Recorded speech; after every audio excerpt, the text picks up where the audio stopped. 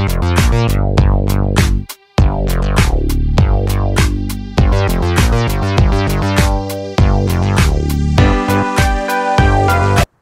family, it is your boy Optimus Sniper. Bienvenue une fois de plus dans le Weekly Market Outlook de la semaine du 13 octobre. Ok, clairement, qu'est-ce qu'on peut voir sur le DXY ici? Je pense que nous avons été très clairs la semaine passée sur notre directional bias. Cette semaine, qu'est-ce que moi je pense? Quand je regarde le price action du DXY actuellement, d'accord, et la première chose qui me vient en tête, c'est à savoir que la situation fondamentale du dollar n'est pas toujours favorable actuellement, d'accord. Donc le dollar est très faible. Il est vraiment très faible actuellement. Donc moi je vais essayer de monitorer, de regarder le comportement du dollar dans cette zone-ci parce que c'était la zone qui était très importante pour nous, d'accord. Ça c'est une zone d'action. C'est une fair value zone. C'est une zone d'action très importante. Ce fair value gap est très important pour moi. Je vais regarder le comportement du prix du DXY dans cette zone-là. Ok, j'aimerais vous rappeler que lorsque vous êtes en train de faire du trading, la meilleure façon pour vous de trader, c'est de trader avec des probabilités. Ça veut dire quoi? N'essayez jamais d'être en train de dessiner ou d'imaginer ce que le prix va faire, d'accord? Essayez d'avoir des scénarios que vous allez suivre pendant la semaine. C'est-à-dire, si le prix fait ci ou ça, je réagis comme ci ou comme ça. D'accord? En fonction de ce que le prix est en train de faire. Soyez toujours à n'importe quel moment de votre analyse, être en train de mettre des probabilités dans votre sens. D'accord? Moi, lorsque je fais mon Weekly Market Outlook et que je viens vous présenter ça ici, je vous montre comment moi je mets les probabilités dans mon sens et comment est-ce que je navigue avec ça pendant la semaine. Comme actuellement, par exemple, moi, je vous ai dit, la première des choses que je fais toujours régulièrement au début de semaine, je sais que les deux premières liquidités que le prix va être en train de chercher pendant la semaine, ça sera le previous weekly high, d'accord, qu'on va marquer ici, le previous weekly high et le previous weekly low, d'accord. Le low de la semaine passée, on peut l'avoir ici comme ça. Donc, voici le low de la semaine passée et le low et le high de cette semaine-ci. Ok. Moi, clairement, pour vous dire vrai, le fait de voir le dollar être en train d'être haussier là maintenant, ça, c'est pas un facteur qui est aligné fondamentalement, d'accord? Puisque la situation, on sait que le gouvernement américain shut down, d'accord? Voir le dollar être en train d'être haussier actuellement, ça, c'est un peu suspect pour moi, en fait. Ça ressemble à une manipulation. Ce que je dis, ne prenez pas mes mots pour argent comptant, d'accord? Ça veut dire quoi? Ce que je vais juste faire, je vais être en train d'essayer de m'aligner et de mettre des scénarios qui me permettent de profiter des probabilités que je pense actuellement. Ça veut dire que quoi? Depuis le point de vue du daily time frame, clairement, je sais que cette semaine, on va chercher à aller prendre ce previous weekly high ou ce previous weekly low. D'accord? Premièrement, je vais commencer avec la journée de demain. Pour commencer avec la journée de demain, je veux me rapprocher du prix, du feedback du prix. C'est-à-dire, je vais descendre en H4, puisqu'en daily time frame, qu'est-ce que je vois? Je vois que le prix est venu clôturer dans ce fair value gap, mais on n'a pas perdu ce niveau. Ça veut dire on n'a pas clôturé au-dessus de cette zone-ci. Par contre, la journée de vendredi, on a commencé une vente. D'accord? On a commencé un sell la journée de vendredi. Pour pouvoir voir un peu plus clair dans ça, je vais descendre en unité de time frame un peu plus basse. D'accord, c'est-à-dire le 4 hours, le 4 heures. Je vais regarder en 4 heures pour avoir un feedback un peu plus rapide. Ok, quand je vois là en 4 heures, je vois le previous weekly high ici en haut, c'est-à-dire ce high ici. Clairement, les deux niveaux les plus intéressants que le prix va aller chercher, la liquidité que le prix doit aller chercher cette semaine, c'est soit cette liquidité du bas ici, le previous weekly high, soit cette liquidité du haut. Maintenant, comment est-ce que je mets les probabilités en ma faveur? S'il faut que je sois haussier, d'accord, au meilleur des cas, je ne veux pas voir le prix être en train de perdre ce niveau-ci. D'accord? S'il faut que je sois haussier, je ne veux pas voir le prix être en train de perdre ce niveau-ci. D'accord? Je ne veux pas voir le prix aller en dessous de ce bullish order block. D'accord? Clairement, à ce moment-là, on va fortement en train de viser cette liquidité du bas sur le previous weekly high. Ça veut dire si on perd à ce niveau-ci ou si pendant la journée je vois des comportements du prix qui me montrent qu'il va aller viser cette zone-ci, clairement je vais commencer à focaliser mes intentions sur ce gap-ci, d'accord, sur ce léger gap-ci, qu'il est possible que le prix vienne prendre ça et pourquoi pas venir viser cette liquidité-ci en bas.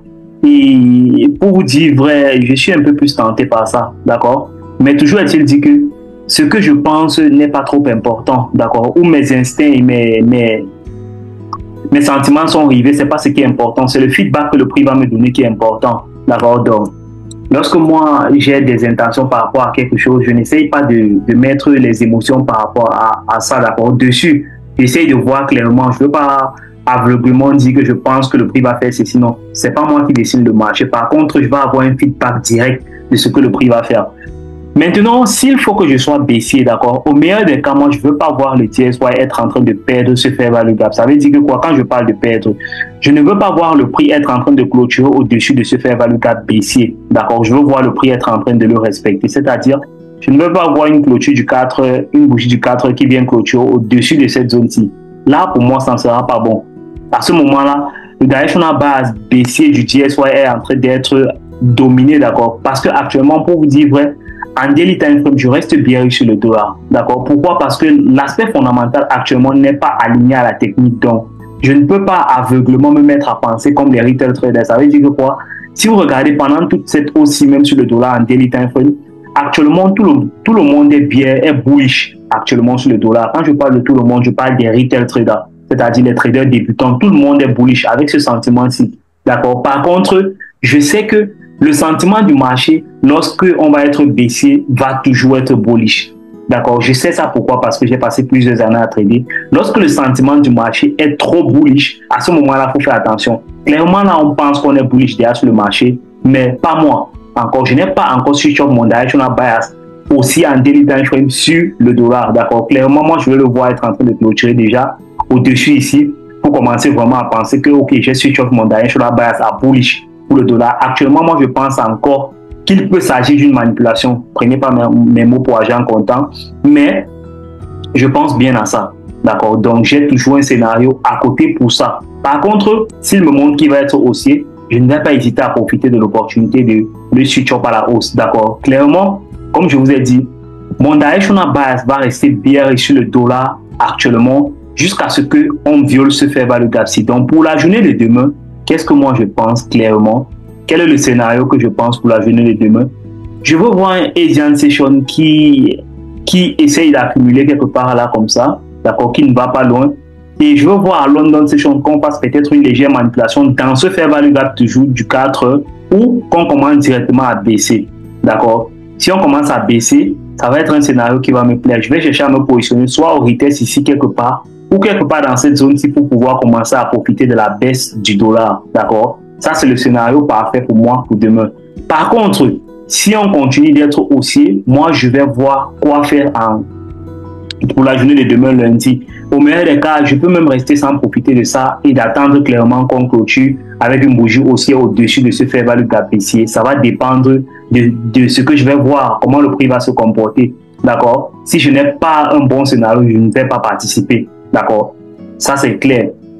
Si ceci étant dit, ça va donner quoi sur l'euro USD? Clairement, vous voyez là, c'est pareil sur l'euro USD. Hein? Sur l'euro USD, si on va en daily time frame, vous savez, le DSY et l'euro USD sont deux actifs qui sont tellement corrélés, tellement d'accord. La corrélation est carrément flagrante même en fait. Le graphique, il fait carrément les mêmes choses. Ils font carrément les mêmes choses, d'accord? Si vous voyez là, c'est pratiquement la même chose. Là, clairement, par contre, on n'est pas venu prendre ce lot-ci. Donc, vous constatez là, clairement, même qu'il y a une légère divergence ici, là. On n'est pas arrivé dans ce fair value gap-ci en daily time frame. D'accord? En daily time frame sur le DSY, sur l'euro USD, on n'est pas arrivé dans le fair value gap sur lequel on est arrivé sur le dollar, en fait. Lequel on est arrivé sur le dollar. On n'est pas arrivé dans ce fair value gap ici sur l'euro USD. Donc, on n'a pas perdu ce lot-là. On n'a pas perdu ce lot-ci. Donc, à ce moment-là, qu'est-ce qu'il faut faire? Il faut juste marquer une légère divergence comme ça. Vous pouvez marquer une divergence pour savoir ça. OK.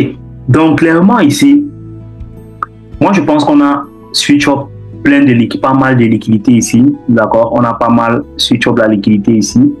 Clairement, si je vais continuer d'être genre haussier sur l'euro USD, au meilleur des cas, je n'aurais pas aimé, je ne veux pas qu'on perde le lot, c'est-à-dire que le prix vienne prendre ce lot de jeudi-ci. C'est pas trop bon pour nous, d'accord? Que le prix vienne prendre ce lot du jeudi pour cette semaine-ci. J'aurais aimé voir l'euro USD être en train de graviter aussi à partir d'ici. C'est-à-dire, là, si vous voyez ici, on a un round number, d'accord? On a un round number là, un 16 000, d'accord? Je veux voir l'euro USD être en train de faire quelque chose comme ça. Il vient juste comme il est là actuellement ici, qui vient tester ça et qu'il essaye de remonter, d'accord? C'est ce que je veux voir. C'est le scénario où je peux le plus participer actuellement, d'accord? Par contre, si on est en train de me montrer qu'on veut aller chercher ce lot-ci, à ce moment-là, je vais essayer de voir le comportement du dollar pour voir si je peux profiter de ça. Donc, en 4 heures, clairement, si on va en lower time frame, en 4 heures ici, je ne veux pas voir l'euro USD être en train de perdre ce fair value gap-ci, aussi ici. D'accord? Avec cet order block, je veux voir cet order block aussi être en train d'être maintenu sur l'euro USD pour conserver mon directional bias aussi actuel qui s'aligne avec le directional bias BFC du DSY. Je veux voir l'euro USD être en train de conserver ce fair value gap et ce bullish order block. D'accord? Si on commence à menacer cette zone-ci, ça veut dire clairement que l'euro USD va continuer d'être baissé. Par contre, si tout est respecté, clairement, on va avoir de bons mouvements aussi sur l'euro USD pour être en train de venir chercher cette zone-ci, d'accord? Les basses à liquidité qui sont ici au-dessus de cette zone-ci. C'est la première zone que l'euro USD peut être en train d'aller chercher, d'accord? C'est une zone intéressante. Donc, pour moi, je vais regarder le price action actuellement. Si le price action s'aligne, d'ici là, à partir de cette zone-ci jusqu'à monter là en haut, on voit clairement qu'on a un institutional bullish order flow. Clairement, moi, je vais profiter de ça pour être en train d'acheter l'euro USD pour venir dans ce niveau-ci. Ça, clairement, c'est ce que je pense pour la journée de demain. D'accord, je vais monitorer ça jusqu'à ce que le prix me montre inversement et qu'il commence à aller en dessous de cette zone. Ça ne va changer rien sur moi. Par contre, si je regarde aussi le GBP/USD, vous voyez clairement que le GBP/USD, lui, il a été un peu plus baissier, d'accord? Il a été un peu plus baissier jusqu'à il a réussi à clôturer en dessous de ce niveau-ci. Ça veut dire que pour le GBP/USD, réellement, s'il faut même viser la baisse du dollar ou de l'euro USD, le GBP/USD sera mieux pour vendre, d'accord? Parce que si on perd ce niveau-ci, s'il commence à montrer qu'il va être baissier, si on perd le niveau, le lot de vendredi, si le GBP prend le lot de vendredi, il y aura plus de probabilités qu'il vienne prendre ce lot-ci. D'accord? Vous voyez comment j'essaie de mettre des probabilités dans mon sens. Parce que ce genre de scénario-ci, je les ai déjà vus plusieurs fois. Si le GBP/USD prend derrière ce lot-ci, il y a de fortes probabilités qu'il continue à la direction de ce lot-ci. D'accord? C'est à ce moment-là que moi, je vais venir m'engager avec le prix. Pourquoi? Parce qu'à ce moment-là, il est très probable que le prix fasse ce qu'il est en train de dessiner là, d'accord? Par contre, si le GBP/USD reste là où il est clairement, moi je veux le voir être en H4 en train de maintenir ce même fair value gap là, d'accord? Ça c'est un price action vraiment qui, si le prix respecte ça, c'est le B à bas en fait, vous voyez, c'est le B à bas. Si le prix s'aligne correctement là, ça sera un price action vraiment qui est très propre. Vous voyez là, on est en train de revenir pour tester ce fair value gap-ci. On revient pour tester ce fair value gap-ci, comme ça. On revient tester ça. Ça, c'est un bon price action. On revient tester ça comme ça et on va là, d'accord? Ça ne va pas, le prix ne va pas respecter ça strict comme vous voyez là, je mets la flèche là, d'accord? Il y aura toujours des petites formations de price action là. On va faire, je sais pas trop quoi, je ne peux pas dessiner ça parce que je ne suis pas le marché. On pourra faire quelque chose comme ça.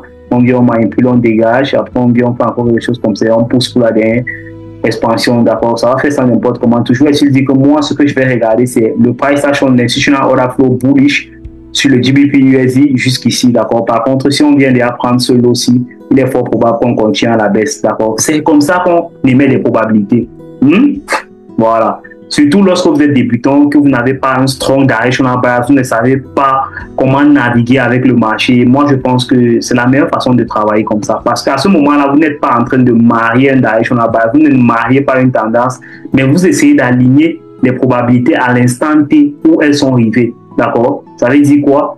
Pendant la journée de demain, à la London Session, clairement, moi, je vais être en train de spot des opportunités. Je vais être en train d'essayer de voir que le DSY veut me montrer qu'il veut aller à la baisse, d'accord? Je vais descendre là, en lower time frame, par exemple, en 1 heure. Je vais venir le regarder. Je vais regarder le DSY. Je vais essayer de le monitorer pour voir s'il est en train de se comporter comme quelque chose qui veut descendre, d'accord? Mon premier objectif, ça sera peut-être ce lot-ci, d'accord? Quitte à ce qu'on ne perde pas ce fair value gap-ci, d'accord? Que le prix ne clôture pas de manière haussière dans ces fair value gap, si je veux voir clairement le prix être en train de rejeter ça et de vouloir essayer de se tourner, d'accord, à ce moment-là, clairement, tu vas avoir un bon institutional order flow qui va me montrer que le DSY veut clairement se retourner et qu'il a fait déjà une bonne manipulation. Il veut se retourner pour venir viser ces niveaux-ci. Le previous weekly high, d'accord, qui est notre première liquidité, zone de liquidité pour cette semaine-ci, d'accord. Ok. Par contre, si il ne montre pas les intentions de vouloir se retourner clairement, on va commencer à l'accompagner vers le previous weekly high, quelque part ici en haut, d'accord. Je ne vais pas anticiper cette hausse-ci, je vais laisser qu'il me montre qu'il veut aller vers là avant que je vais m'aligner à ça. Ok.